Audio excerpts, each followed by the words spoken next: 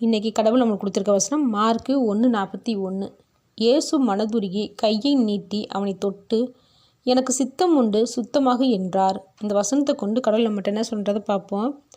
ஒரு குஷ்டரோகி இயேசு கிறிஸ்துக்கிட்ட நீங்கள் நினச்சிங்கன்னா நான் கண்டிப்பாக குணமாவேன்னு சொல்லி வேண்டிக்கிறான். அதை பார்த்த இயேசு கிறிஸ்து மனதுருகி எனக்கு சித்தம்தான், நீ குணமாகுவன்னு சொல்லி குணமாக்கிட்டார். இங்கே இயேசு கிறிஸ்து மனதுருகின்னு சொல்லப்பட்டிருக்கு. ஏன் அப்படின்னு பார்த்தோம்னா, அந்த குஷ்டரோகி நீங்கள் என்னைய நினைப்பீங்க நான் குணமாவேன்னு தேவன் மீது முழு நம்பிக்கை வைக்கிறத பார்த்த கடவுள் மனதுருகிறாரு. நாம் தேவன்கிட்ட எப்படி வேண்டுதல் செய்கிறோம்? என்னை குணமாக்குங்க, இந்த நோயிலிருந்து என்னை சரிப்படுத்துங்கன்னு தான் வேண்டுதல் செய்கிறோமே தவிர, இந்த குஷ்டரோகியை போல் நீங்கள் என்னை நினைப்பீங்க கண்டிப்பாக நான் குணமாவேன்னு நம்பிக்கையோடு வேண்டுதல் செய்கிறோமான்னு நம்ம யோசித்து பார்க்கணும்.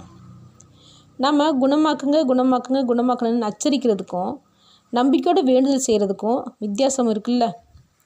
தேவன் அந்த குஷ்டரோகி மேலே மனதுருகி குணமாக்குனதுனால அவன் தேவனுக்கு சாட்சி கொடுத்தான். கடவுள் செஞ்ச எத்தனையோ அற்புதங்களில் இந்த குஷ்டரோகியும் ஒருவன். நாமளும் தேவன் நம்ம மேலே மனதுருகிற மாதிரி நம்பிக்கையோடு நம்ம வேண்டுதல் செய்வோம். தேவனுக்கு நம்ம சாட்சி கொடுக்குற மாதிரி நமக்கும் கடவுள் அற்புதங்களை செய்வார். ஆமீன்.